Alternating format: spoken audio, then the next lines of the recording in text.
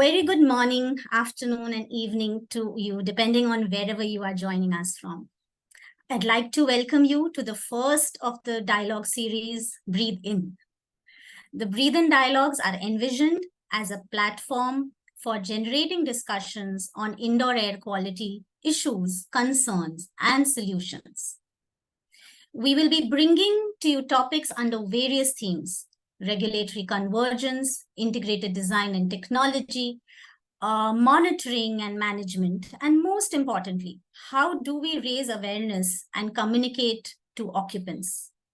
We at EDS, along with our partners, Society for Indoor Environment, have curated these dialogues under the Cleaner Air and Better Health project. Today's session takes a deep dive on indoor air quality in the context of healthcare, especially hospitals. So a little brief about Cleaner Air and Better Health project. We call it CABH. It's a 5-year project supported by the USAID with the aim to strengthen air pollution mitigation and reduce exposure to air pollution in selected regions of India.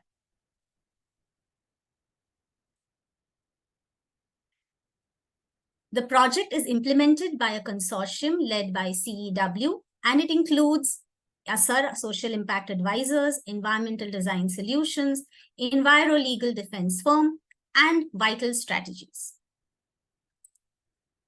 My name is Nidhi Gupta, and I have been tasked to be the moderator and timekeeper for today's session. And as you see here, we have a packed session with esteemed speakers. So we have Dr. Brendan Burley. He's a healthcare practitioner leader at BKM and Associates, and also a chair of ASHRAE Standard 62.1. We have Dr. Shukla Das, who's the head faculty at Department of Microbiology, UCMS in Delhi. Unfortunately, Dr. Ravideep Singh is trying to yet join us. There has been an emergency, but we may have him in the future sessions in case he's not able to join us today. We have Saumitri Das, Project Management Specialist Environment at USAID, Om Prakash Singh, Chief of Party CABH project at CEW, and my colleague Dipanjali Vadkar from Environmental Design Solutions. So first up, we have Om Prakash Singh. He calls himself OP, who is the Chief of Party for the CABH project. OP will provide us a deeper insight onto this project. Over to you, OP. I can manage the slides for you. Thank you, Nidhi. Thank you for setting up the context. It's my privilege and honor on behalf of CABH Consortium to present the brief overview of Cleaner Air and Better Health project in presence of such learned speakers and the audience right now. The project supported by USAID was convened in 2021. Next slide, please. So with India's climate commitments to achieve net zero emission by 2070, there is an impetus to address air pollution in the long run. And we all know that the government initiatives have made progress, whether in providing access to clean energy alternatives or creating an enabling system for it. And this has been done by multiple programs and schemes such as National Clean Air Program, launched in 2019, Pradhan Mantri Ujjwala Yojana, launched in 2016, and Faster Adoption and Manufacturing of Electric Vehicles, FAME scheme, launched in 2015. Next slide, please. So all we know that right now, the Cleaner Air and Better Health project, supported by United States Agency for International Development, USAID, seeks to establish evidence-based comprehensive models for better air quality management systems in India. And as rightly informed by Nidhi, that this program is being implemented by a consortium, which is being led by CEW, which is one of Asia's leading not-for-profit research institution. And of course, supported by ASAR, ELDF, EDS, who are host of this Breathe-In series, and Vital Strategies as an important consortium partner. Can we have next, please? An overall goal of accelerating reduction of particulate matter levels in India. This project has two objectives. One is to strengthen air pollution mitigation in India, and second one is to reduce exposure to air pollution in India. And this we aim to achieve through consultative processes, evidence-based and targeted approach. And the consortium is working towards, as informed earlier, establishing evidence-based comprehensive models for air quality management in the country. Right now, the CAPH intervention, we are working to scale solutions across the states in the country. And along with this, in the selected districts of the country, we are piloting innovative models to tackle the emissions and air pollution in different sectorial interventions. Next slide, please. So we are talking about forming an ecosystem that enables adoption of cleaner practices in multiple sectors and strengthening cooperation between various stakeholders to accelerate and caps clean air goals. And we will do this by creating a result-based, impact-oriented playbook to scale solutions and influence the clean air discourse. And this all we are drawing on a 5-pillar solution map, which consists of enabling monitoring and regulatory reforms, enhancing use of data for decision making, elevating sectoral transition for clean energy through innovative scalable solutions, empowering citizens through outreach and awareness, and equipping the institutions with relevant capacity for informed decision making. When we talk about enabling monitoring and regulatory reforms, here we basically talk about, for example, we talk about reducing emissions from industrial and construction sectors by strengthening self-regulation and aided by credible data for continuous emission monitoring systems and ambient air quality monitoring systems. We are also talking about here how we can advance in health buildings by establishing protocols, indoor air quality dashboards, for example, on monitoring and management of indoor air pollution. Next slide, please. On enhancing the use of data for decision making, it's basically to facilitate a responsive data aggregation system to aid action, monitored and forecasted data, and hyperlocal source inventory. Here, we'd like to generate evidence and collection of local health data to establish health benefits of air quality action, and also strengthen the air quality decision support system through partnerships with the government. Next, please.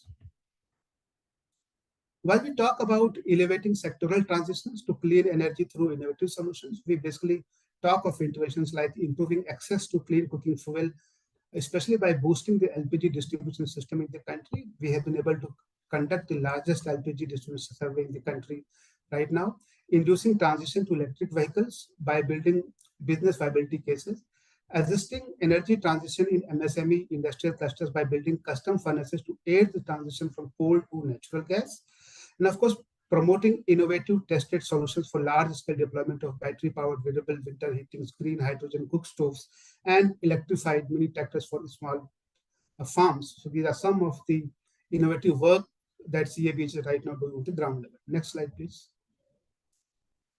Empowering citizens through outreach and awareness is basically to mainstream air quality issues within the communities and health practitioners and build agency to take preventive action. Activating clean air action hubs in non-attainment cities is one of the priority interventions that we are conducting. And also, this is clubbed with implementing behavior change interventions to encourage clean air practices, which may include adoption of clean fuels, clean construction and demolition practices, and so on. Next, please. When we talk about equipping institutions with relevant capacity for informed decision making, it's basically providing the health sector with data and tools to integrate clean air as a strategy for health promotion. We're also talking about engaging government to improve sustainable transportation and city planning. We also take in cognizance guiding development and adoption of airshed management approaches, deploying pollution mitigation technologies, impaneling and guiding pilot projects with the private sector and project developers for design and retrofit of indoor air quality. Next slide, please. So basically, in nutshell, if I talk of the clean air and better health approach, it's to innovate, integrate, and implement for impact. Next, please. When we talk of impact, largely what we are looking at right now is to have a reduction of almost 50% in the air quality improvement, wherein we can, in the intervention areas of CAPH. For examples, we are looking at 60% reduction in criteria emissions from 150 units in MSME cluster, We are looking ahead to demonstrate 40% reduction in particulate matter at pilot construction sites. We are looking ahead 80% of the households sustain use of clean cooking fuel. They use only the clean cooking fuel at the moment. We're also talking of improving the capacities of at least 10 state pollution control boards on implementation of legal and judicial reforms. Plus, we're also talking of in the terms of community, we want to activate at least 20 clean air action hubs in these non-attainment cities. Also activate 14 sentinel surveillance sites, and also working towards that keep at least 200 emitting sources, polluting plants, they adopt emission trading system as a part of it. Next, please. Finally, so I would like to conclude by saying that the whole CABH project is built solutions to scale and institutionalize the best practices that can go a long way in improving the air quality in the country. Thank you so much. Thank you, OP. We will now have Saumitri Das, Project Management Specialist on the Environment and Team Lead on Pollution and Health Impacts at the USAID, to share his remarks on efforts taken towards air pollution mitigation in India. Over to you, Saumitri. Thanks, Nidhi. Good afternoon to everyone. And again, of course, a good morning, good evening too for those joining us from abroad too. I'm very happy to be here today for the first of the Breathing series dialogue. Clean air, it's an environmental and health priority for the United States. Air quality issues are a growing concern around the world, including here in India. So globally, about 9 out of 10 people breathe unhealthy air. Now, this is the largest environmental health risk in the world, responsible for 6 million premature deaths in a year. I mean, that's more than all the HIV/AIDS, malaria, and tuberculosis combined.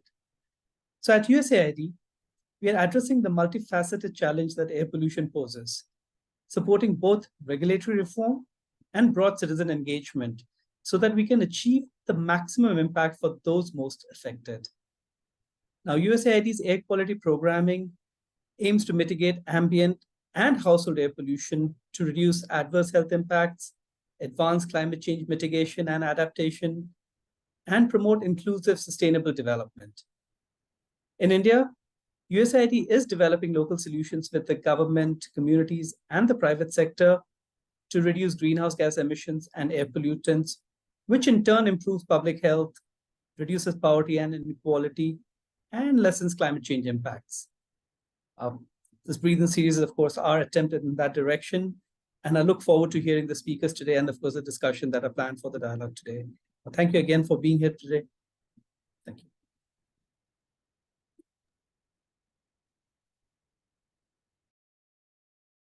Thank you, OP. Thank you very much. Sorry, thank you, Saumitri. My mistake. Moving on, today's topic focuses on healthcare. What are the factors that impact indoor air quality? Are there any guidelines that can be followed during design and operation to improve indoor air quality? Are there any best practices that we can take any lessons from? All these and much more, and is what our next set of speakers will cover. First up, setting the context on intersection between indoor air quality and buildings, especially enclosed buildings such as hospitals and commercial that we see today. I now invite my colleague Dipanjali Vatkar. Dipanjali, you may share your screen now. Thank you, Nidhi.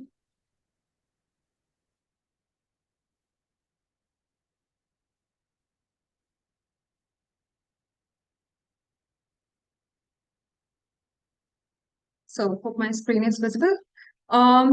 Good morning, good evening, and good afternoon to everyone who has joined online. So today's, so I'm just setting a context on intersection between indoor air pollution and health in buildings. Indoor air pollution has been recognized as a significant health concern on a global scale over the past several decades. Awareness on the impacts of air pollution began to emerge primarily in response to the visible and harmful effects of industrialization and urbanization. Air pollution is the fourth leading cause of death worldwide. Household air pollution is gaining increased attention. We spend an increasing amount of time indoors, making indoor air quality very important. It has become a topic of concern since the air quality indoors could be much, much worse than the outdoors. Like any other building types, healthcare facilities where patients' immune system are compromised, maintaining a good indoor quality is imperative. Healthcare-associated infections, or HAI, are a significant concern of healthcare facilities. Indoor air quality is a major concern of HAI. Along with HAI, poor indoor air quality can lead to various chronic diseases such as asthma and tuberculosis, and can have neurosensory effects such as discomfort and reduced productivity. These are generally categorized as building-related issues or sick building syndrome. It is crucial to understand factors impacting the indoor air quality. More or less, these factors are typical for any enclosed air-conditioned building, including commercial or hospital. Indoor air quality is influenced by outdoor air. This includes the general outdoor pollutants determined by road traffic, such as PM and carbon monoxide and carbon dioxide. The presence of industries or factories in the vicinity that produce unhealthy fumes also affect the air quality in hospitals. In a microclimatic environment, temperature and relative humidity can affect the growth of microorganisms. The second one is the pathway of pollutants. The penetration of pollutants, both from the outdoor sources as well as the indoor sources within a building, is influenced by a driving force that connects the sources to the pathways. Air pollutants could penetrate through the leaks and gaps of the building envelope, opening and closing of doors and windows, circulation and recirculation of air, and stack effect between buildings. Another factor is related to the selection of materials and furniture, where designers play an important role. Volatile organic compounds or formaldehyde is emitted by various building materials such as flooring and insulation, finishes such as paints, varnishes, and furniture. Semi-volatile compounds like phthalates in wall coverings, carpets, or textiles affect the health of individuals. They can cause harmful effects ranging from discomfort to severe health impairment when exposed to high concentrations. HVAC system affect the temperature, relative humidity, carbon dioxide, and the concentration of particles and odor. It can also affect the infection risk through airborne microbes and pathogen concentration. The design and operation of such systems depend on the ventilation rates and outdoor air intake, positive and negative pressure relationship, and the maintenance and operation of the system. Use of cleaning solutions and detergents releases a range of chemicals. In some cases, cleaning and disinfectant activities can increase the humidity and, as a consequence, facilitate the growth and survival of microorganisms. Some ineffective cleaning procedures have resulted in higher concentration of particulate matter, aerosols, and dust. Generally, cleaning procedures are effective in reducing but not eliminating such concentrations. Ultimately, hospital staff, patients, and visitors could increase the concentration of airborne pathogens. In addition, human activities could carry particle mass like PM2.5. Certain medical treatments and equipment use radon, phthalates, and other endocrine disrupting chemicals that could be dangerous for sensitive patients even when exposed for a shorter duration. Some treatments have also resulted in microbial and chemical peaks. So it is important to understand the interplay of these factors affecting indoor air quality and its health impact. The government, academia, and industry stakeholders are constantly working to establish an ecosystem of research on IAQ in India. However, public awareness of indoor air quality issues and the importance of taking action to improve indoor air quality is still growing. It is a collective responsibility to ensure that every breath taken indoors contributes to a healthier, happier, and safer life for all of us. Thank you.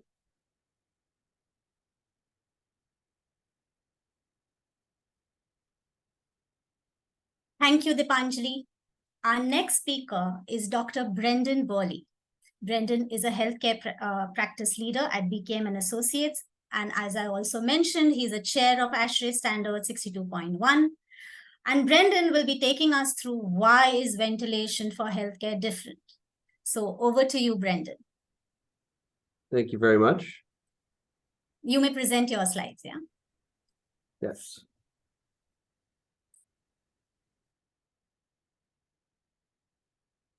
So hopefully everyone sees my slides now.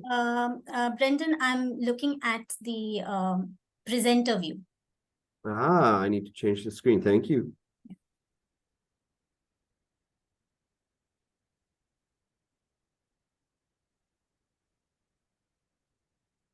Yes, go ahead. Thank you so much. So appreciate the introduction and the context for why we're here today. I want to present to all of you a little bit about what ASHRAE does and its history with ventilation. We're going to start off by talking about just ventilation practices in general, what ASHRAE's ventilation standards are, some of the common requirements between our general ventilation standards, residential ventilation standards, and healthcare ventilation standards, and then some unique requirements for our healthcare ventilation standards. And we're going to summarize at the very end just to draw up a conclusion. So being as I am more of a generalist, I'm going to start with the general ventilation and the history here. Around the 18th century, Common Era, the belief was that carbon dioxide was the cause of bad indoor air quality. And this was slowly overturned in the 19th century to include other biological contaminants. And carbon dioxide was seen not as a problem in and of itself, but more of an indicator of poor indoor air quality. If you have higher concentrations of carbon dioxide, it means that there are more people present and therefore more biological contaminants. More recently, we've gone beyond just biological contaminants to look at a broader range of organic excellence. We're also now starting to be very aware of particulates, not only in the context of microbiologicals and viruses, such as the very recent SARS-CoV-2 virus, but also in the context of PM 2.5 and PM1 ultrafine particles as being topics of consideration for our current standards. So it might be that the 21st century goes beyond even this. Healthcare actually has a much longer history with ventilation than the general understanding and focused less on contaminants and more on getting fresh air to patients and keeping the environment clean. So as far back as the 1st century in ancient Greece, there were requirements that you have an open window in each patient, in each patient room. This model evolved in the middle centuries, so 15th century to around 19th century, to take the idea of open windows on the exterior and what's called a central fireplace. Whether this was large braziers or if it was individual fireplaces in the center of the room in lofted ceilings. There are several examples of this throughout history. But the idea here is that you would have those open windows. You could draw air in from the side of the building, lift it up in the center of the building, carried by the thermal plume from the fire, and taken to the outside. In the United States, as mechanical ventilation became more prevalent, we eventually passed the Hill-Burton Act in the 1950s, which led to the first standards for mechanical ventilation of healthcare spaces.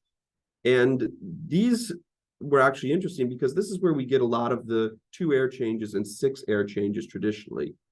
And we're going to talk a little bit more about that as we go along. So let's take a brief look at ASHRAE standards. Originally, ASHRAE just had standard 62. That was ventilation. Over time, this has divided in 3 ways. And we now have 62.1, which is ventilation and acceptable indoor air quality, 62.2, which is ventilation for residential, and standard 170, which is ventilation for healthcare. And it is very interesting that standard 170 is not in the 62 family anymore. There's a reason for that, but it's not really apropos for this conversation. But very interesting story there as to why that gets separated out. So let's talk about some things that these standards are trying to achieve. So the general side, as well as the residential side, is looking at acceptable indoor air. The definition of acceptable in our general ventilation standard is that we have no known hazards in the air, and that 80% of the occupants do not deem the air objectionable. A large part of whether or not the air is objectionable has been tied to odors. So if you look at a lot of the older studies on ventilation, we're looking at whether or not people felt that there was a bad odor in the room. Oftentimes it was related to human body odors, which ties back into the history of biological contamination. On the healthcare side, the emphasis is to control odor and provide asepsis.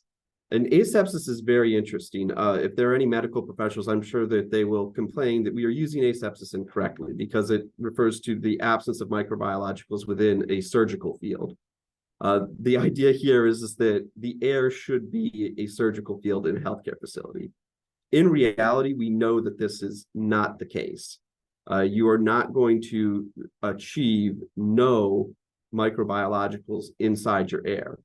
But a lot of the goals of the healthcare ventilation standard is to limit the amount of microbiologicals you have, particularly infectious aerosols. So these standards define the amount of outdoor air required in different ways. Both 62.1 and 62.2 look at an approach that takes into account ventilation required for people and ventilation required for area. So the ventilation required for people is expressed in terms of bedrooms in the residence. But this is an amount of outside air that is there to manage people and their activities. And it varies based on the metabolic rate of the person, the type of work that they're doing. The area rate is supposed to look at off-gassing from furnishings and furniture within the spaces, as well as wall finishes. If anyone has ever painted a room, they know that it can produce a lot of volatile organic compounds, VOCs. It smells. Those can be harmful, and we do have greener products and greener technologies that reduce that load on the space, but anything that you put into a space could potentially give off contaminants over its lifetime, and therefore we ventilate to prevent that.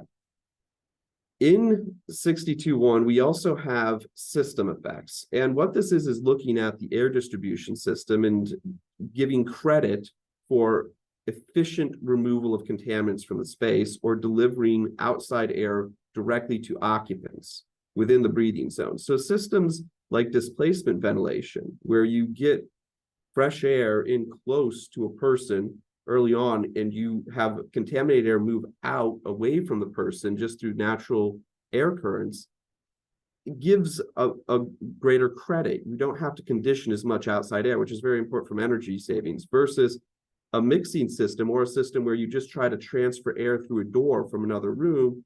You aren't actually getting fresh air to the people in the space very effectively, so you take a hit, a deficit on your ventilation. In healthcare, I've heard different stories as to the history of this, but a lot of this goes back to tuberculosis wards. And at some point, a calculation was done to figure out what is the amount of air that exchanges through an open window within a typical patient room. And the number that was arrived at was 2 air changes. And so we've been stuck with 2 air changes as the minimum for outdoor airflow in healthcare for a very, very, very long time. There are some spaces, such as procedure rooms, operating rooms, certain types of isolation environments where we want more outdoor air, but there is no space in clinical practice that goes below 2 air changes, and it just has to do with the history of the standard. So what is the basis for these requirements? Well, there have been studies done. So on the general side, we do have several studies looking at the amount of CFM required per person. And this is varied widely and has trended down since it was originally proposed. 8 liters per second per person is a pretty good number, which if you do the conversion is a little bit less than 5 CFM per person, which just happens to be what the general ventilation standard uses for most spaces. If you, again, have little children, people doing exercise, or people doing hard labor, then we'll use 7.5 or even 10 CFM per person, because that's the response from a bioeffluence perspective. In terms of the CFM per square foot, a range of studies have been done by different groups, and it depends a lot on the materials, but you can see that we have a typical set of values. Now, the thing is that we haven't tested every space that we specify for. So a lot of our requirements are just rational requirements. So for a very good example of a rational requirement is making sure that you have an adequate drain pan following a cooling coil and making sure that it is draining effectively. We know that you can get biofouling on a cooling coil. We also know that if you blow that air through a building, you could spread that mold, that fungus, those other microbiologicals throughout your whole building. So we have not necessarily studied how far that goes down a system. We just know that it's not a good idea to create a condition where you introduce a hazard. So that's a rational reason not to do things.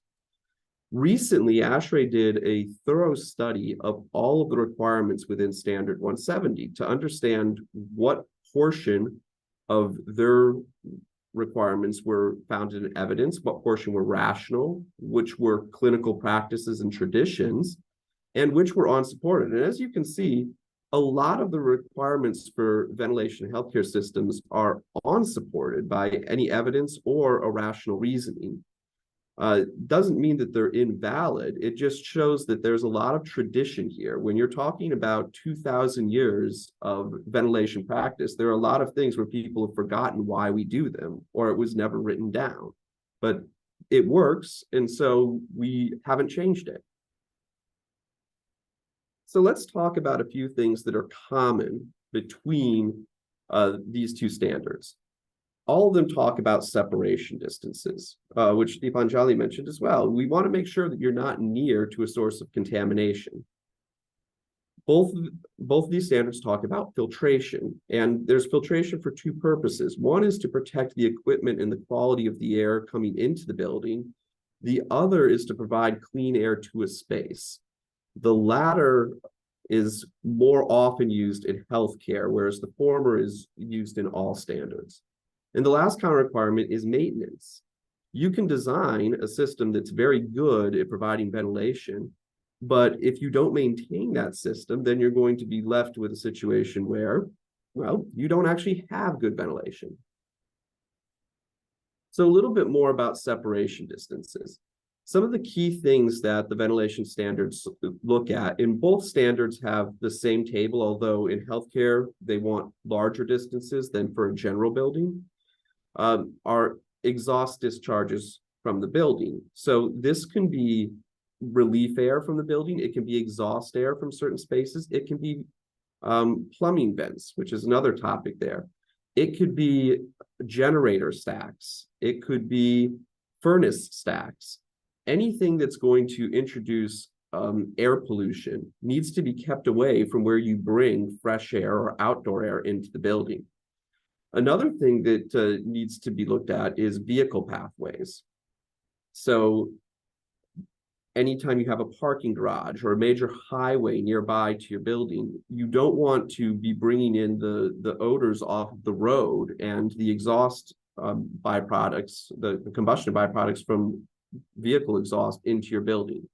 So there are rules about separating your outdoor air intakes from those locations. And then we have our lovely picture of the trash dump, which is just site contamination.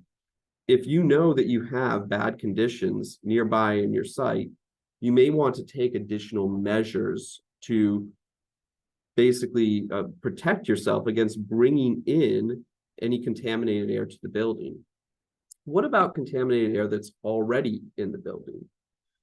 Well, the standards address this too, and we address this through recirculation. There are some basic rules that should be applied pretty much anywhere. One, air must always move from cleaner spaces to dirtier spaces. So if you have room that stores something that's going to produce odors or contaminants, the last thing you want to do is allow that air to move over to a room that's generally clean or uncontaminated. If you have a room that's dealing with substances that create a hazard for people, then you don't want it to move anywhere in the building. You want to move it outside of the building. So the way ASHRAE's looked at this is we've basically created 4 categories of air. Class 1 air is clean air. It's not going to be objectionable to anyone. Class 2 air has low intensity contaminants. This is the type of stuff that you might smell in a bakery or a restaurant, just the odors of food, things that you might find objectionable, you might notice, but generally most people will just say, oh, there's an odor here. Class 3 is where there's a high intensity of contaminants, where everyone will notice, and even if it's a pleasant smell, you might not like it. I don't know how much incense or potpourri are used in India, but you can always tell here in the States, if you go into someone's home where they like to burn things or have a lot of masking odors in a space, some people don't find that very pleasant. That would be a type of class 3 air. And then class 4 air is typically things where you're dealing with laboratories or spaces where you know that there's something in the air that could be harmful to a person who isn't prepared. Any place where a person would normally wear PPE to work in, that air should never make its way back into the building. It needs to go outside. And you can see how this translates in healthcare. Healthcare has looked at this and said that, okay, anywhere we specify negative pressure for a room, it should be considered that there's class 2 air. If we require exhaust from a room, it should be class 3 air. And then spaces that are listed, basically, we know that these spaces have people with infectious diseases that could be transmitted via aerosol. Those spaces need to be class 4 air. So even though the terminology is different, they follow the same principle here in terms of recirculation. And in fact, recently, Standard 170 did adopt an informative appendix to create this direct relationship between the air classifications and their own spaces. Lastly, let's talk about maintenance. A big thing with maintenance is system balancing. When you have these large HVAC systems, you're delivering air from the outdoor, conditioning it, and then spreading it out to a number of different spaces within the facility. If you don't balance the air correctly, you could have one room that gets a lot of nice, clean air and a bunch of other rooms that are starved. This helps you not only with your ventilation, but it helps you with your temperature control and your humidity control. Another common thing with maintenance is you need to ensure that you're keeping moisture out of your air plans. So if you do have humidification systems, it's important to make sure that you have safety devices to prevent the accumulation of moisture, that you use the right materials, that you have pathways and clear drains so that moisture can leave the system. You also need to be checking your filters to make sure that they aren't bypassing excessively, that they are capturing what they need to capture. They're not creating excessive pressure drop, which is more of an energy issue than a ventilation issue. And that they're providing the necessary protection of the airstream. The other thing that needs to be considered is the control inputs. Modern ventilation systems require a lot of monitoring of airflow rates, of temperatures, of humidities to make sure that we're maintaining the right environment. And we'll talk more about temperature and humidity because it's very important to healthcare practice. But the idea here is that you don't want your sensors to get out of drift. And most building sensors are good for anywhere from 2 to 5 years. And so ASHRAE's ventilation standards say that if you do have an instrumented building, you need to be going in there and calibrating those sensors on a regular basis to ensure that the system continues to operate in the manner that it was designed. So moving on to healthcare specific requirements. One of the things that healthcare does that the general standards don't is they specify a total amount of air that needs to circulate through the space. And this is related to the average residence time of air, which is related to the contaminant removal effectiveness. And airflow patterns do play a role in this. And we'll talk a little bit about specific examples in healthcare where we specify the type of airflow pattern you need. But in general, what healthcare does is it says not only do you need outdoor air, but you need a certain total amount of air to move through the space to make sure that that air is well mixed, recirculated, and fresh. Many studies have been done, since this is theoretical and based on mixing of air, that show that you get diminishing returns. It's a standard exponential curve, falls off somewhere between 6 and 8 air changes per hour is where you start seeing reduced benefits in terms of your ability to efficiently remove contaminants from the space. And I'm sure a lot of you have heard the term 6 air changes per hour in the last 3 years. This is where that came from. It's directly related to our history with getting the air moving and cleared out of a space on a regular interval. Another thing that healthcare does is it looks at in-room recirculation. So if any of you have installed filters in your office or your residence in order to clean the air here, in healthcare, you're not necessarily allowed to do that in every space. And the reason for that is that those units can actually have negative impacts if applied incorrectly. So if you're trying to achieve a certain airflow pattern within a space, and you put in an in-room recirculation unit that fights that airflow pattern, you may prevent yourself from getting the most benefit out of that recirculation unit. Now, there are situations, particularly in older facilities, where you don't have a mechanical ventilation system capable of providing the total air changes in the space. In that case, what the healthcare ventilation standard says is if you put a HEPA filter, a high efficiency particulate filter into that system, then you can use that recirculating unit to get those total air changes up. And the idea is that that HEPA filter will take out any contaminants that pass through it, or at least enough of them that it's equivalent to bringing in that air from a system and moving it through the rest of the system in filters to get those contaminants out of the air. Gaseous contaminants are not impacted by standard HEPA filters. If you have a concern about a gas phase contaminant, then you need to look at carbon filters or active air cleaning technology. But you do want to be careful about that. There are testing standards being developed right now for safety. If you want a preview of them, they were actually put into the recently published standard 241 that talks about some of the safety requirements that ASHRAE would like to see for active air cleaning technology. So I mentioned earlier that filters are similar and different.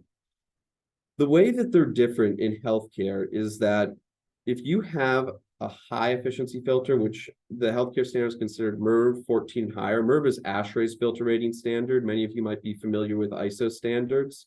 So there's not a clear relationship between MERV and ISO, but typically if you have an ISO key 2.5 filter, you're probably close to a MERV 11, 12. If you get to a 2.5, 70%, then you're close to a 14. People put charts together. Just be mindful that it's not a perfect conversion. If you have those high efficiency filters, they want to protect the actual airstream that gets delivered to the care area. So those filters need to be after every component in your system. So downstream of your supply fans, your coils, everything.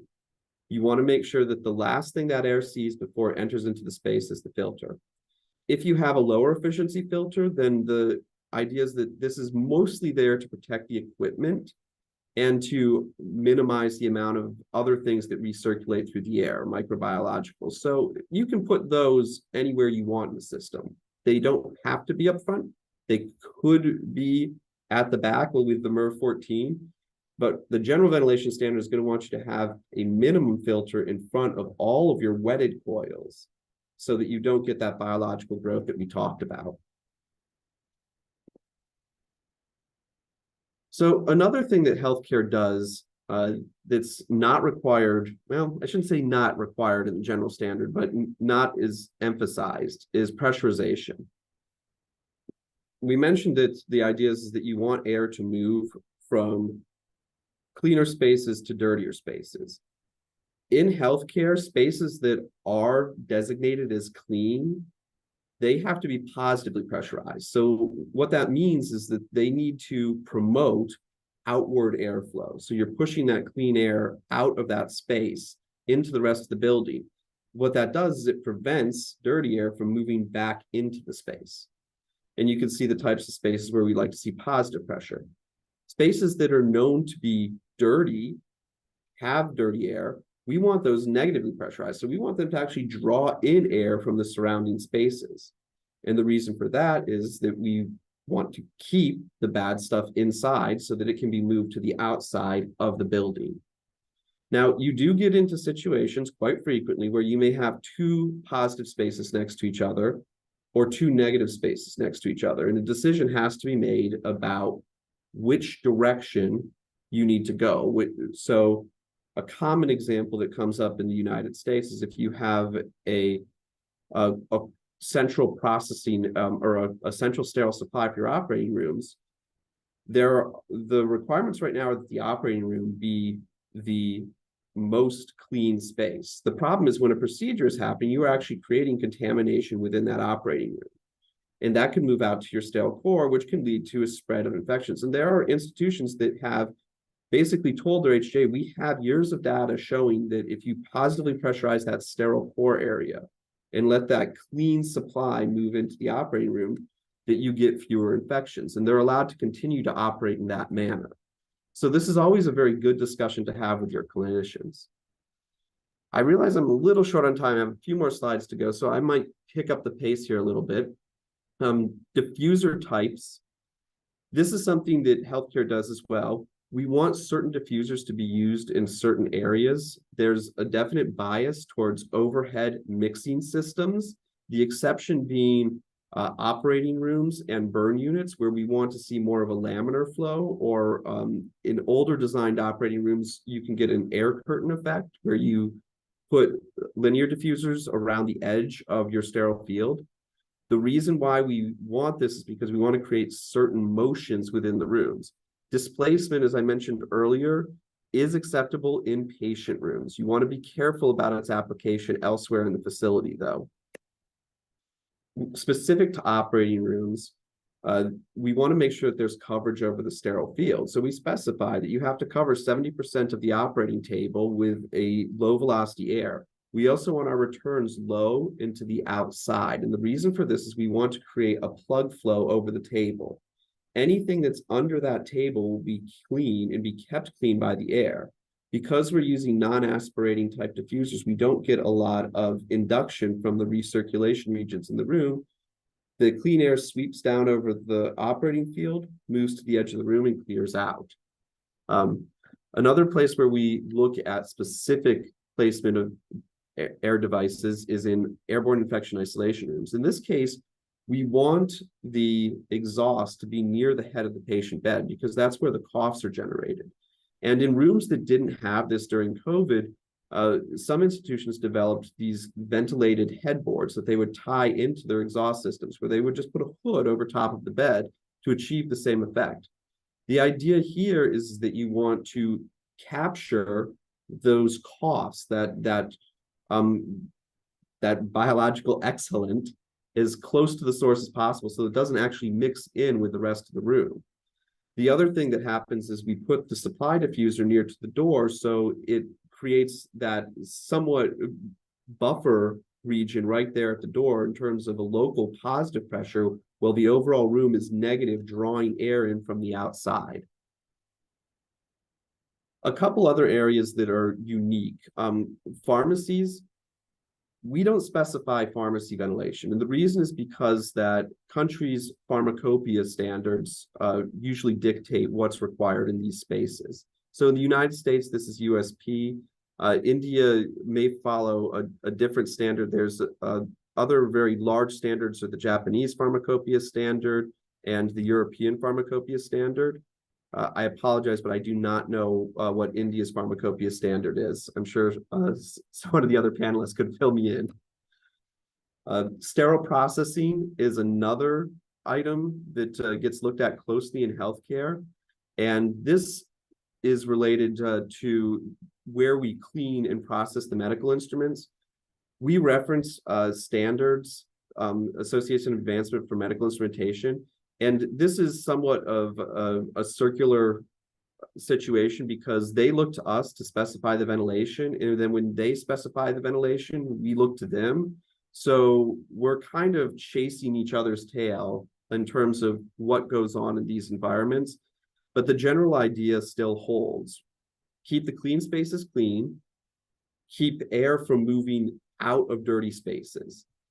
If you follow those principles, you'll generally be all right with the sterile processing. But again, this is a situation where you want to check with your local regulators. The last thing I want to mention before I conclude here is temperature and humidity. Temperature and humidity are specified for healthcare locations, and this is related to the Sterling chart. It's a very old chart that showed an optimum zone for biological control. A lot of work has been done recently questioning the validity of this chart, particularly as we learn more about microbiologicals and viruses in particular, and the behavior of different viruses in different environments. Depending on your climate, it may actually be beneficial to you to favor drier environments because most of your infectious agents favor moist environments, and the opposite could be true in other cases. So to summarize, the biggest differentiator between healthcare ventilation and regular ventilation is achieving asepsis, which means controlling the migration of microbiologicals throughout the space. The way this is achieved is through source control, pressurization, filtration, and air exchanges. The emphasis of airflow patterns, making sure that we provide air where it's needed and we take air out where we expect large quantities of contaminants. And then the last one is the prescription of environmental conditions to control microbiologicals instead of just comfort. And I apologize, I did go a little bit over, but that concludes my portion of the presentation.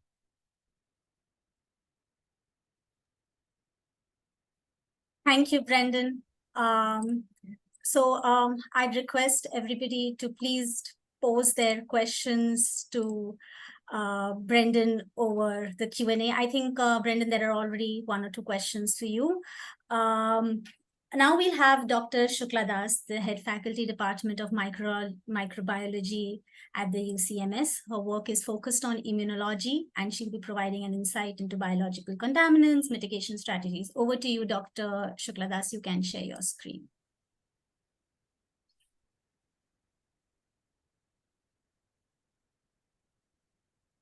Yeah, good evening, everyone. Thank you. And I'm glad to be here from SIE. And my previous speakers and Dr. Brendan have done most of the elements of today's talk is almost like covered. Just let me just share my slide. Can you see my slide? Not yet. Okay. No.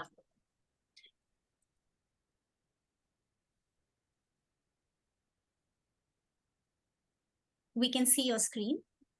Is it now? Yes, it's on the key messages at the moment. Yeah, 1 minute.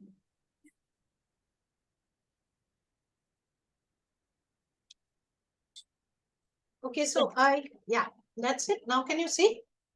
Yes, ma'am. Please go ahead. All right, yeah, thank you again. So the air pollution, I'm going to take you through. Most of the slides have already been covered by the previous speakers. This is a very familiar slide which tells you that globally air pollution has proven to be a major health problem. It's causing one of the 4th main important causes of premature mortality. Global burden diseases of in a study in 2022 has stated that air pollution is the second most highest risk for causing health issues and the 4th most important cause for causing premature birth and preterm mortality. And still in India, the problem is still so high because the outdoor air quality is still so compromised because 2.6 billion are still using heating sources of burning wood, agriculture, crops, smoke, etc. And when we talk about the hospital, the indoor air quality is still in a hospital is a big challenge. These have already been covered by Panjali. They have said that they're the particulate matter and the gaseous material, and these are all either they are suspended or they are deposited on the ground, which pose major health issues to the population. Indoor air pollution sources in a house is very similar, but this slide tells you it is from PGI Chandigarh. So they have very beautifully captured that what is the surrounding areas in a hospital. So as been rightly said that whatever is your surrounding, those outdoor pollutants will be a source for the indoor air quality. And the indoor air quality of a hospital is always a very big challenge because it's a complex system. The hospital, as you can see, it's always a working cycle. There are the traffic is always going on. There are patients, healthcare workers, the relatives, they are constantly moving. And of course, as has been said, there are a lot of elements that are being used like the elements like gaseous particles, the sulfur dioxide, nitrous oxide, and all these gaseous material are not only eliminating from the various instruments that are being used, like nebulizers, and also from the tubings, the plastic tubings, the blood bags, the catheters, they also release a lot of elements in the environment. So these are the gaseous per se can be causing a lot of health aspects to the patients, but they are majorly a carrier and a vehicle for the bioparticles, the microorganisms. And we need to understand that the humans are exposed to a vast array of microbes, and it is ubiquitously present. So when the microbial contamination exceeds a certain limit, that can pose a danger. That is where we need to follow or draw some standards.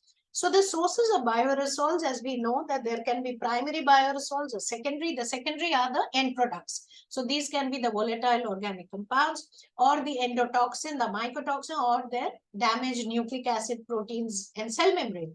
Whereas the living ones are the ones which are viable and they can be carried long distances. So the areas have already been defined. These are in the hospital, there are a large number of areas where these bioaerosols and the chemical gaseous elements can stay and may cause a lot of health issues.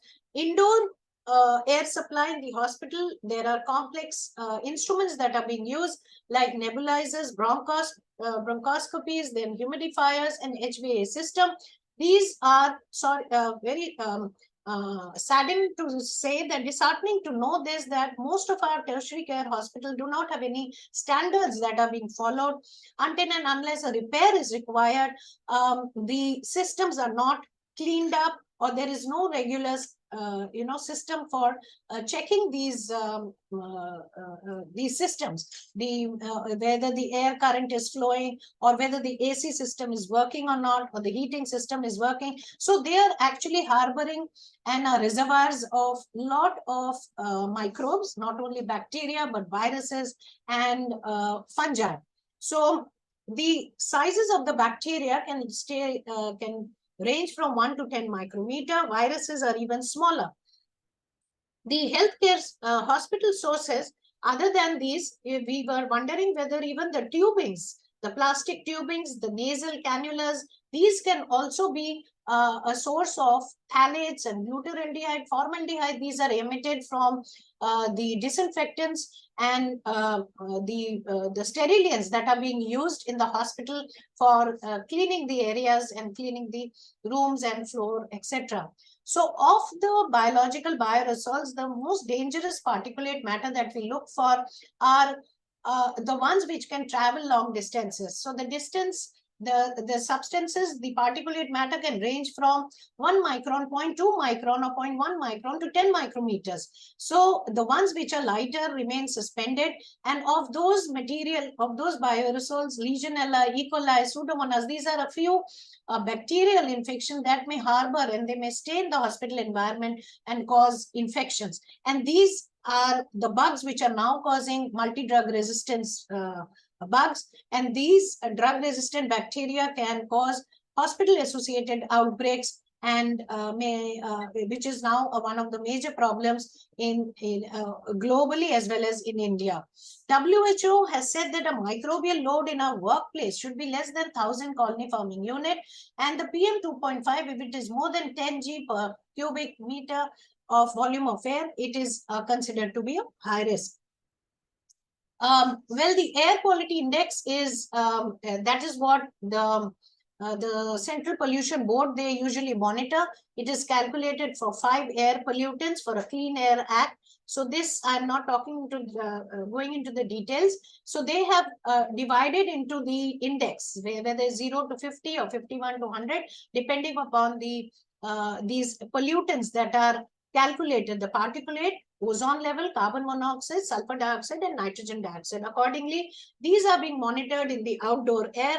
Nothing of this sort is followed in for the indoor air quality, and we do get from CPCB such reports where it is telling us the nocturnal, diurnal, seasonal variation of the pollutants. So these bioaerosols will have aerodynamic properties and a trajectory motion which will decide whether they fall, where is their density maximum, whether it is on the ground or they are maximum in the suspended areas. The sizes have been already, I think you are all familiar with. So in a human body, more than 10 micrometer size do not enter into the alveoli in the lungs. So they remain within the nasal cavity. 5 to 10 micrometer can go into the upper respiratory tract. Less than 5 micrometer can reach the alveoli and lower respiratory tract. And a 5-minute coughing can generate, can you see the large number of droplet nuclei? And each of them can carry, if you consider a hospital or a ward with about 20 to 40 patients in one ward. So imagine an infection where there are patients harboring patients of diphtheria, pertussis. These are almost like very fatal infections. These can be aerosolized and the environment, and they may cause outbreak in the hospital. Droplet nuclei usually is less than 5 micrometer, may remain suspended, and the most deadly infections out of which have been carried by these less than 5 micrometers, tuberculosis, measles, and chickenpox, and of course not to forget about the SARS-CoV-2, which had caused havoc in most of the tertiary care hospitals because we were overcrowded with patients. And imagine these patients were 20 to 40 in one unit, and they were being cannularized, they were receiving oxygen, high flow cannula oxygen, and there was so much of aerosolization. So imagine instead of containment, there was spread of this COVID virus within the hospital environment. Factors which are maintaining the viability of these bioaerosol have been already told, because depends upon the relative humidity and the temperature. Transmission is how the air moves within the hospital.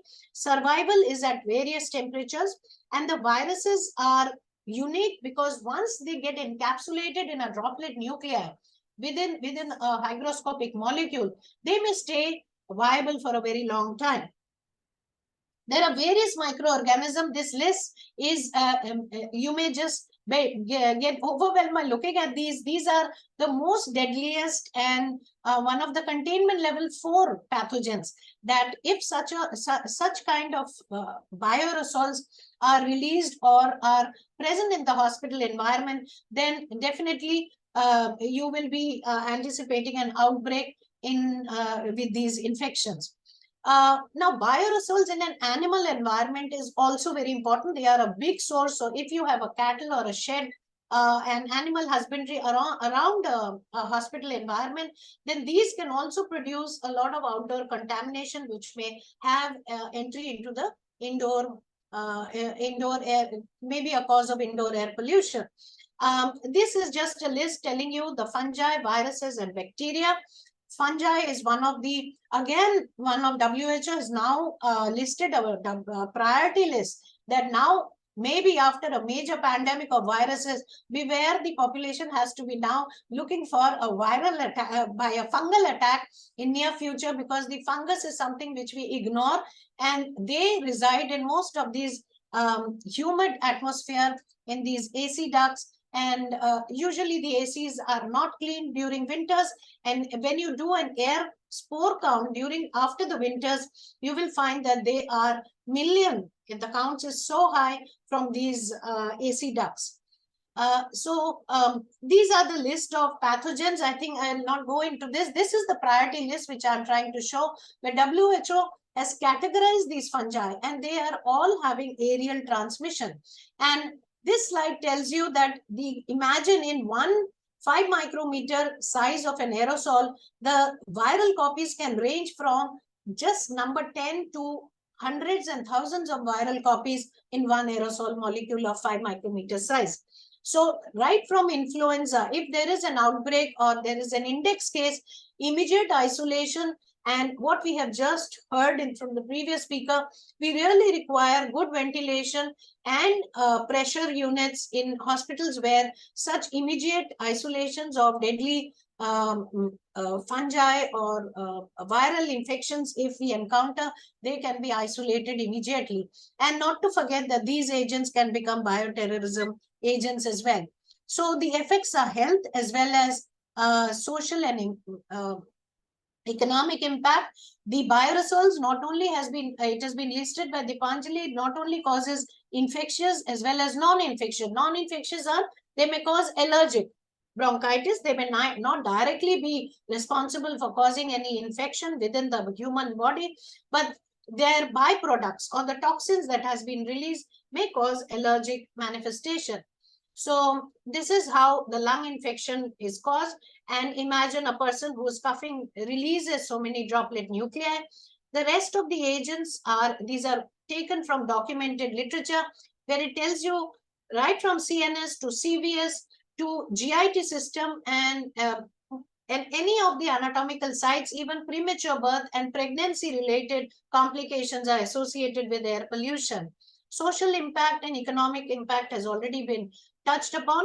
I will just take you through this, one of a very interesting paper where they have listed out factors which are related to hospital internal air quality, where it has already been enumerated that the ventilation system, the construction, the infrastructure that is available, the occupant activities, and the traffic in the hospital will decide upon the standards of the internal air quality of hospital. So I am coming from 1900 bedded East Delhi hospital, tertiary care hospital, where there is a lot of migrant population coming from the neighboring states, and it is always the beds are full. We have just 8 ICUs, and each contains about 8 beds. So there's always a dearth of beds, and there is overcrowding. The hospital associated pollutants are these. Not only they are chemical agents, but all these bacterial, fungal, and viruses, they are a huge risk to the health. Now, this is again taken from a very interesting paper, where they have enumerated, like ASHRAE and the other units have identified a preferable, acceptable levels of glutaraldehyde and some of the chemical agents, and some air exchanges which are permissible in intensive care unit and OTs, but none of this is kind of followed in our hospitals.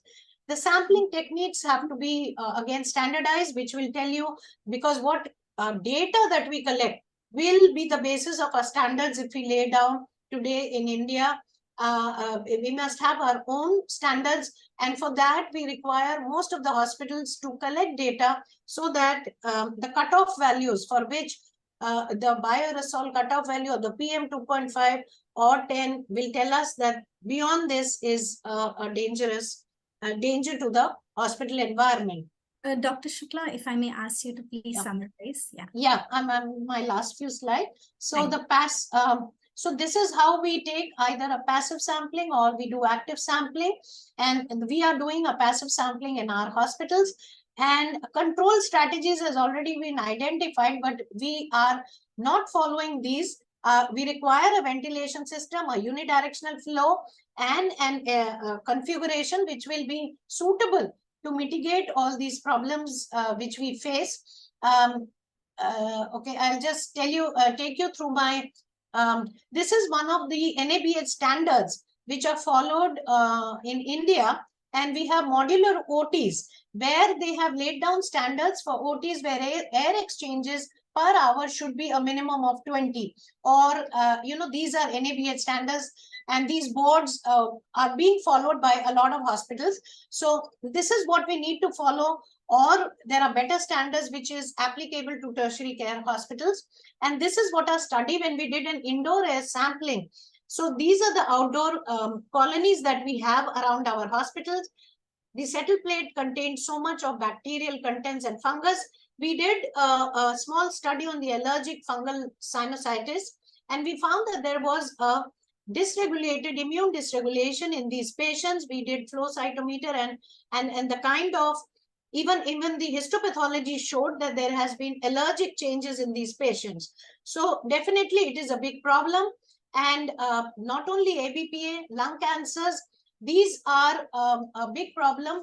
And the fungal surveillance, the microbial surveillance in a tertiary care hospital, including the ICUs and OTs, it is a must and should become mandatory to at least know the baseline. Maybe you can have the ventilations and the HEPA filters, the filters may be the laminar flow in the OTs, but how do we know that our standards are being maintained? So we need to monitor and have these air culture monitoring standards in each hospital.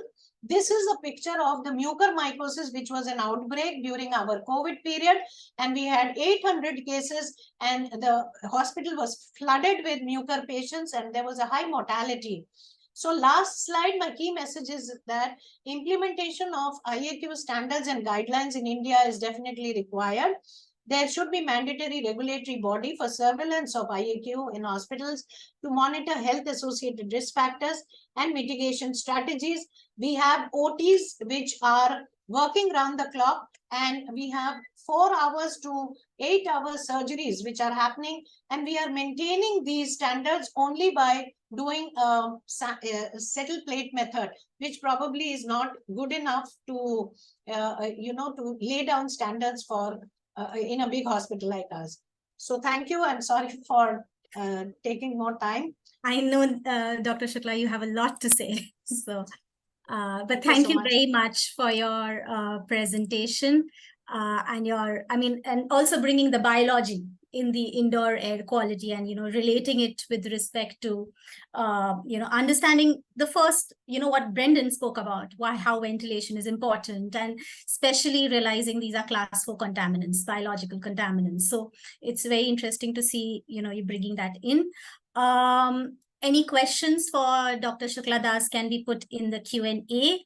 And now we have Ravideep Singh, Associate Director at the Creative Designer Architect, sharing some examples of implementing indoor environment quality solutions in hospitals. Ravideep, over to you. Hi, am I audible? Yes, you are. Yeah, I'll just share my screen.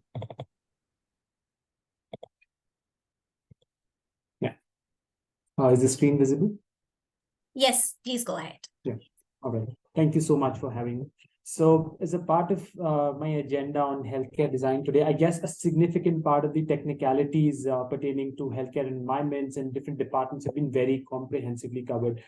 So I will start more on a fundamental level as an architect, what our end goals are when we talk about designing a hospital. So we look at it in 2 ways. One is emulating empathy, and the second is stimulating care. And both of these happens by creating a more conducive environment for our end users. And our key end users are the caregivers who render care and the patients who are already under a very high degree of stress due to anxiety of treatment, invasion of privacy, cause of medical bills, and so on. So how we can sort of create a more conducive environment for both of these is something we're going to look at. These are some visual of the caregivers. So there have been numerous studies because of the increasing stress. There have been a significant shortage of registered nurses, practitioners, and so on. And a larger part of this is pertaining to the healthcare environment and the environment inside the hospital building. So when we look at reduction of stress amongst all the end users, there are three key areas we look at. And indoor air quality is one of the most significant area that plays a vital role in alleviating the stress. The second is, of course, nature and biophilia, which also plays a very significant role in terms of creating a more conducive environment for the end users. And the third is, of course, lighting. So all these three areas put together create a more healthy environment that sort of stimulates wellness. Talking particularly about indoor environment design, we have 4 areas from a design standpoint. We look at the ventilation standards, we look at the filtration standards, we look at abatement of volatile organic compounds and harmful contaminants, and humidity. So when we talk about a hospital, I mean, in terms of the equity of care, I would fundamentally break it down into 4 levels. One is the outpatient, ambulatory, or therapeutic areas. The second is inpatient.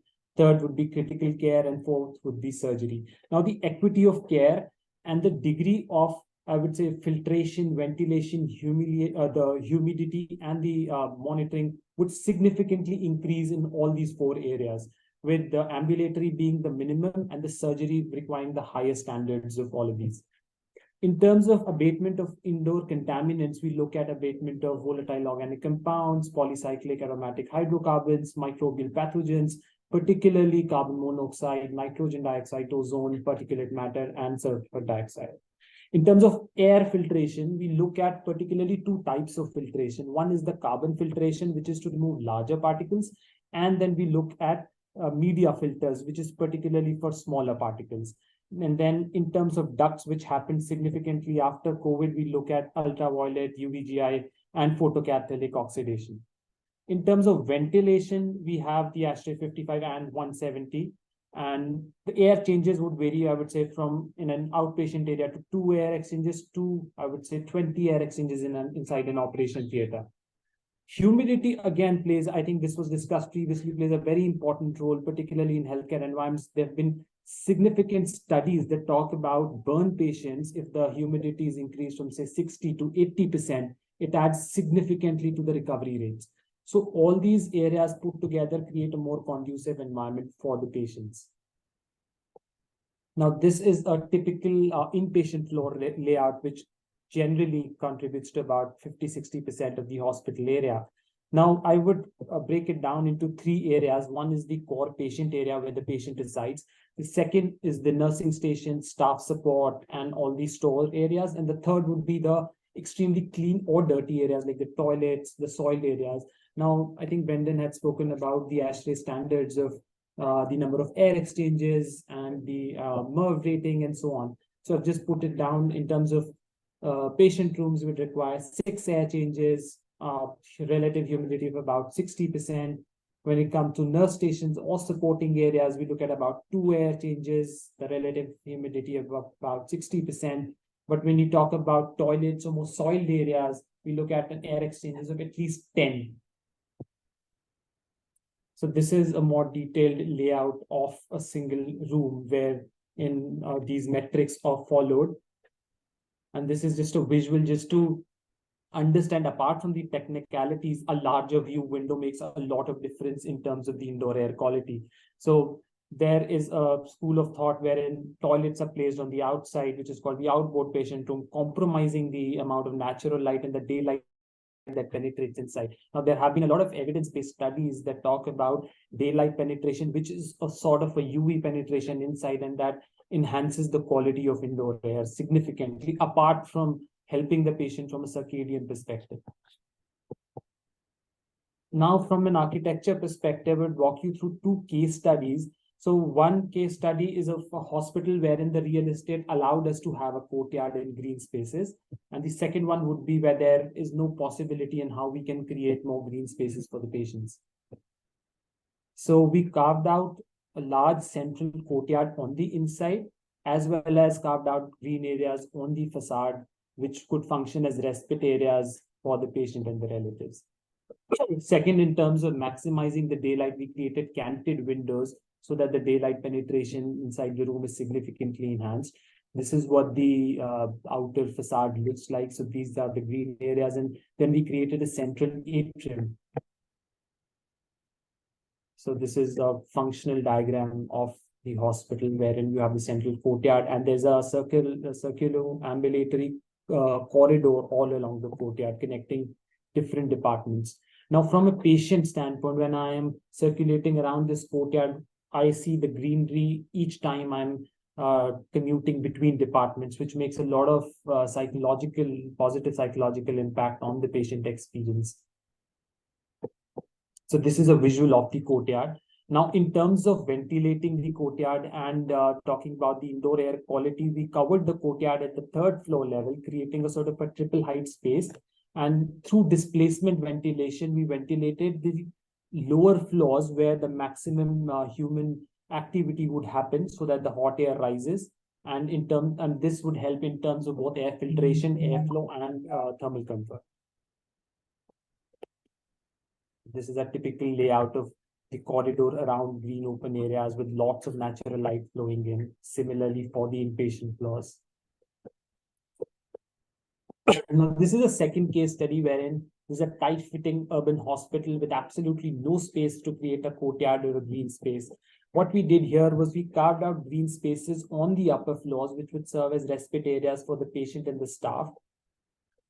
So these are some visual of the green areas on the upper floors with a lot of vegetation. What it actually helps it enhances the amount of daylight that penetrates inside, which ultimately creates a better indoor environment and adds positively to the indoor air quality. These are some more examples of hospitals wherein we give sort of integrated green areas and courtyards in different forms and configurations. This is another built example of the kind of space where we were able to create a central atrium and have a lot of activity areas like cafes and staff waiting inside the central court. These are some ongoing projects wherein we have significantly experimented in terms of creating elevated green terraces. This is what the visual looks like. Then another very crucial aspect, I guess, which is now increasingly more relevant is what are the takeaways after the pandemic in terms of the HVAC system design. So hospitals obviously were very incapacitated during the pandemic, and what different measures we should take as an architect to make it more resilient for future pandemics. So we look at resilience in hospital design at 3 levels. One is the building, the second is the department, and third is the module level. So from a building level, we feel even if the real estate doesn't allow to create a large ward or an alternate care facility for isolated patients, some requisite thought in terms of the planning wherein the spaces are mechanically designed to be isolated in case it is required helps significantly. So this is the layout of the hospital I just talked about, the Max Hospital in Padparganj. What we have done is we've created a external corridor that links to the waiting areas. Now, in a normal scenario, this is the hospital waiting area. But when a pandemic or an infectious outbreak strikes, this corridor would lead to this waiting area, which would be isolated mechanically. Now, for this to happen, the mechanical system needs to be pre-designed in a way that it can be isolated as well as negatively pressurized to augment for patients who have communicable disease or an infectious outbreak. Now, taking it to a hospital level, one elevator was made to open on both sides and would straight away take it to an inpatient floor, which would again be mechanically isolated, which has provisions to be negatively pressurized and would have requisite levels of air filtration and ventilation and so on. So this thought beforehand in terms of the mechanical system planning would help any hospital moving ahead to be much more resilient in terms of responding to outbreaks. I mean, it's unpredictable when the COVID-19 stuck and hospitals all over the globe were not able to respond in the way they should, because although there were norms for asepsis and so on, but they were never complied with or enforced. So these thoughts, I mean, lessons learned would really help moving ahead in terms of creating a better environment and more resilient environment. This is a module level layout of a typical inpatient room. Now, in terms of design, we should have the vestibule spaces with provisions so that a portable ante-rooms could be created. That's one. And secondly, in case a higher level filtration is required, in case there's an infectious outbreak similar to the isolation floor that we just talked about, there should be provisions for a portable HEPA filter right over the patient bed, which would offer a very high degree of air filtration, depending on what kind of patient is being kept in. So in a normal mode, say 6 air changes happen, but in a pandemic mode, you could straight away turn it up to 12 air changes. Now, talking about execution strategy. So I think air monitoring and all of that is very crucial moving ahead. So nowadays, all the hospital projects we intend to do in Revit or building information modeling, which is a 3-dimensional platform wherein all the building information, right from architecture to the mechanical system, are modeled on a digital platform. Now, every stage of the project, right from concept to schematic to detailed design, incrementally information is being added and simulations are being done parallelly. Now, when the model is completely populated, this is handed over to a range of, say, LOD 500, which is the level of development, to the building management or the building operator, so that they are able to link this model to the building management systems. Now, once that is done, what you're able to do is to have a very high degree of visibility of all the systems, their state, how they're performing, how the occupancy is like. The AI in the building management system can help create preventive measures for potential breakdowns. I mean, you could regulate energy to better save on the electrical load and so on. So all this visibility helps significantly in terms of creating a more optimized and responsive environment in healthcare facilities, which are extremely energy intensive by all means. That's about it.